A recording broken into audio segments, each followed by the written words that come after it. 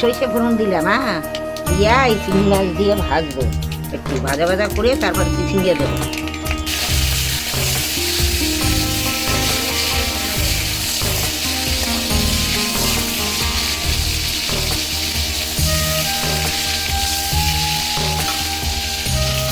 দিয়ে ঢাকা দিয়ে দেবো।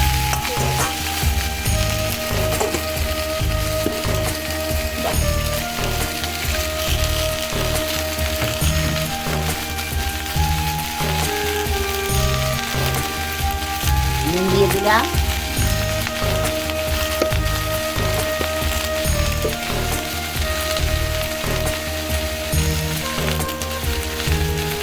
হলুদ দিয়ে দিলাম, এবার গ্যাসটা একটু কমাই দিই।